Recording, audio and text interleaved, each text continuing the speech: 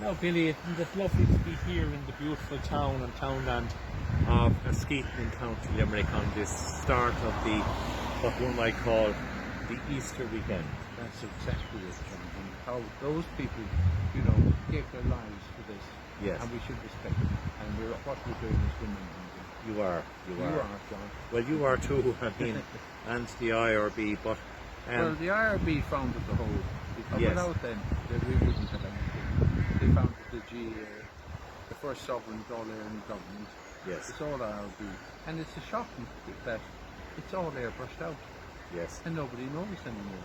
But it's all there for people to go and look it up and know history. History is very important. But a lot of people were delighted with the commemoration, we call it, in Rathkeel the other day of Sean Finn. That's very important. Because it went out all over the country and in America. And we sent our best wishes to Chris Fogarty in Chicago and all of the great people.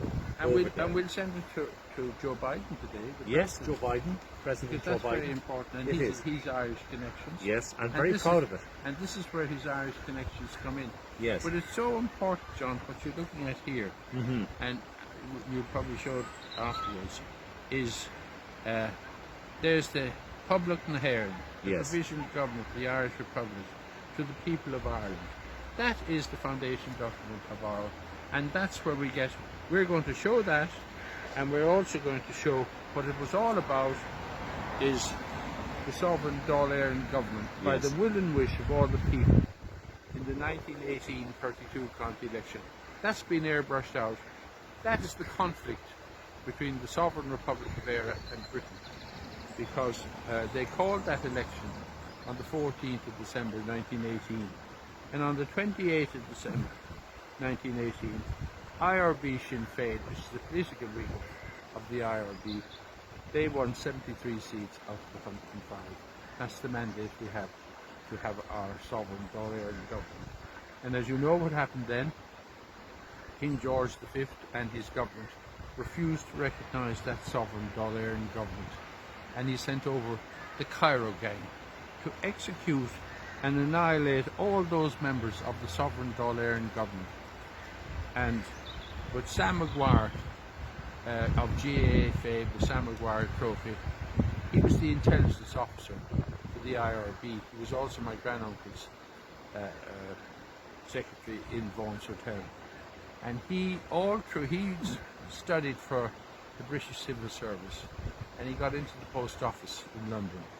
And all the intelligence of the Crown Forces and the Royal Navy went through his desk, and he knew all, and every Saturday he brought all that intelligence to Vaughan's Hotel, which is 29 Parnell Square in Granby Road in Dublin, to the Supreme Council.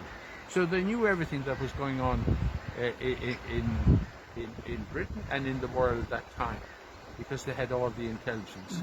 And when the Cairo gang were sent in to execute those, and all members of the IRB, all members of the judiciary, you must remember that on the 21st of January 1919, the sovereign Dáil government was up and running, and all the institutions were working.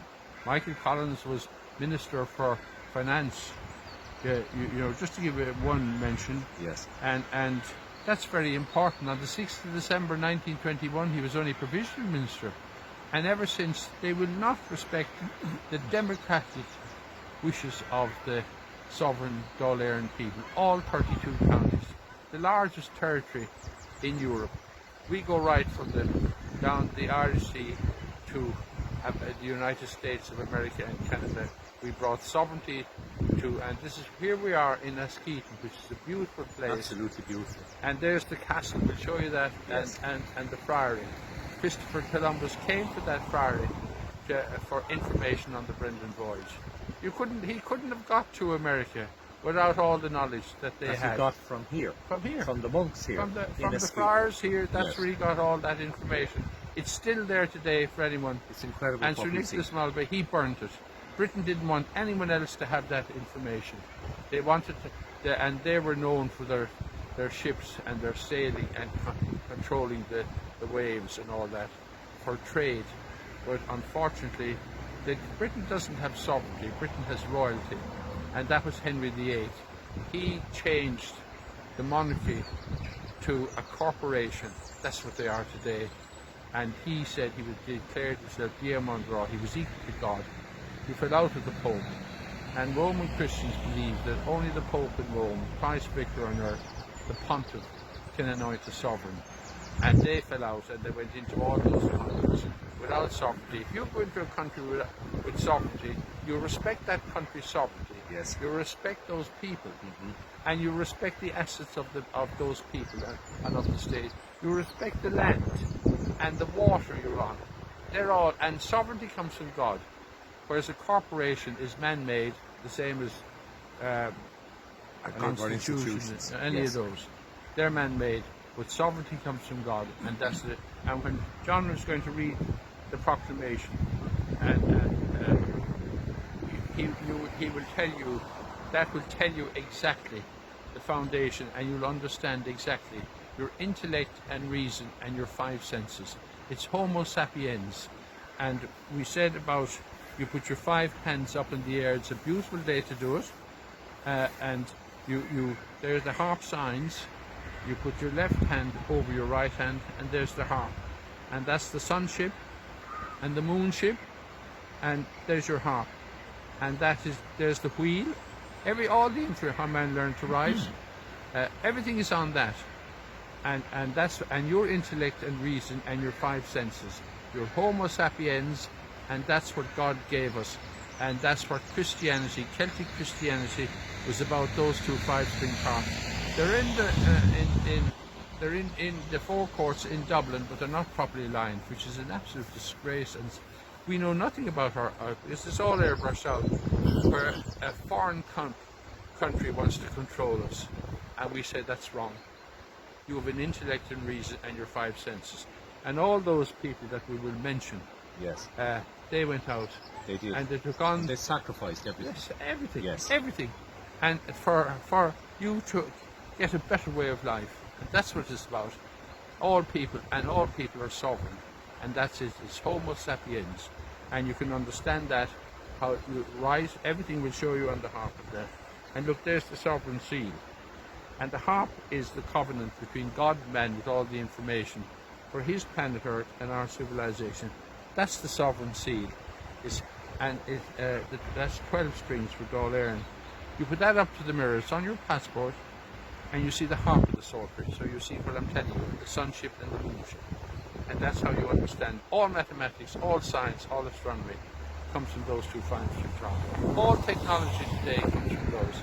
And we have it, and we should know more about it, but it's not being taught. And I'm very disappointed with that. But you know what though, that there is a lot of commentary at home here in Ireland and abroad, that when people, young men and women at that time, were going to school itself, we knew nothing about the Irish Constitution. We knew nothing about the population. We knew nothing about the proper real facts of Irish history. It was all airbrushed out. It was airbrushed out. And that direct relative of Sean Finn, that lovely lady that we met yesterday, talking about, she's a historian, and she said there's so much airbrushed out. That's what it is. Sure, that's not history. That isn't history. No. And what we have today, and it's the Free State. Yes. There on the 6th of December 1921, King George V and the British government, they imposed the Free State to pay for British war debts and war pensions. You can see it, go into BillyMcGuire.com and you'll see the document. Yes. And it's still there today.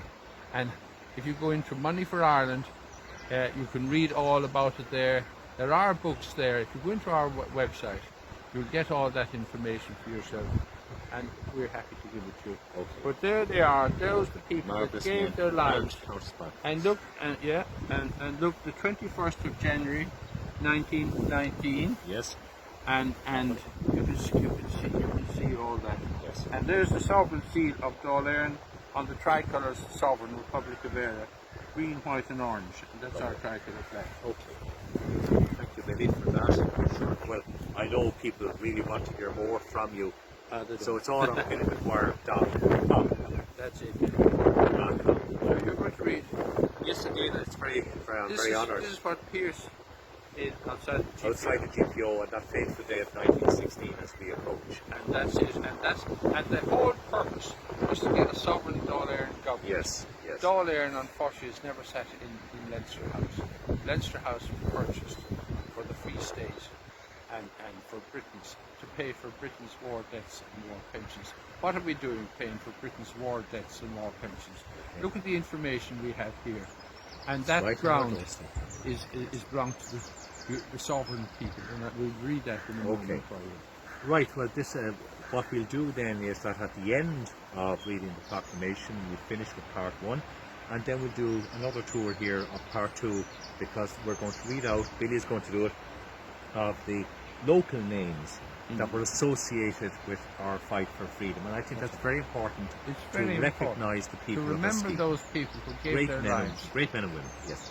So this is it. It's called Public na hÉireann, the provisional government of the Irish Republic to the people of Ireland. This was read by Patrick Pearse on that fateful day outside the GPO in Dublin in 1916.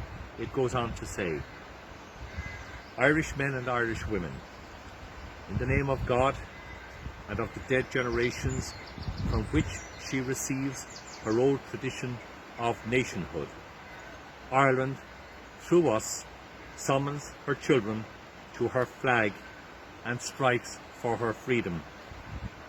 Having organised and trained for manhood through her secret revolutionary organisation, the Irish Republican Brotherhood, and through her own military organisations, the Irish Volunteers and the Irish Citizen Army, having patiently perfected her discipline, having resolutely waited for the right moment to reveal itself, she now seizes that moment, and supported by her exiled children in America and by gallant allies in Europe, but relying in the first on her own strength, she strikes in full confidence of victory.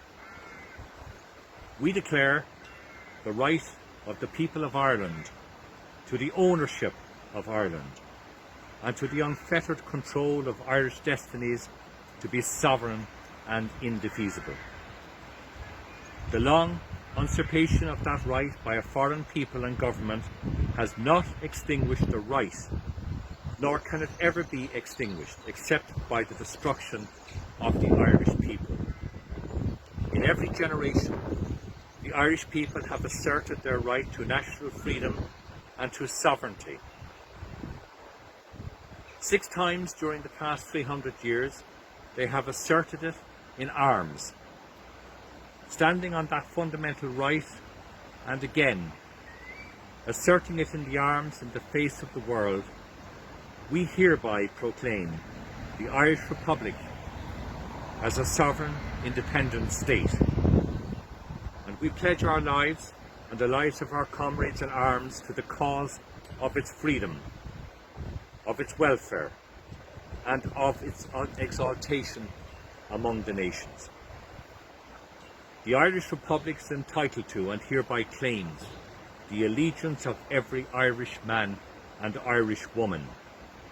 The Republic guarantees religious and civil liberty, equal rights and equal opportunity to all its citizens, and declares its resolve to pursue the happiness and prosperity of the whole nation and of all its parts, cherishing all the children of the nation equally, and oblivious of the differences carefully fostered by an alien government which have divided a minority from the majority in the past.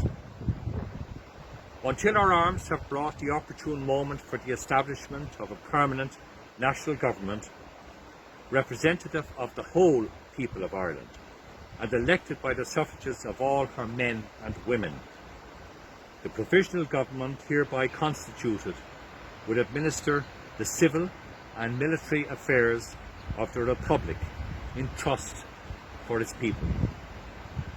We place the cause of the Irish Republic under the protection of the Most High God, whose blessing we invoke upon our arms, and we pray that no one who serves that cause will dishonour it by cowardice and inhumanity. In this supreme hour, the Irish nation must, by its valour and discipline, and by the readiness of its children to sacrifice themselves for the common good, prove itself worthy of the august destiny to which it is called. Signed on behalf of the Provisional Government, Thomas J. Clarke, Sean McDermott, P.H. Pearce, James Connolly, Tomas MacDonagh, Eamon Cant, August Joseph Talcott. Go to Míle. Thank you, John.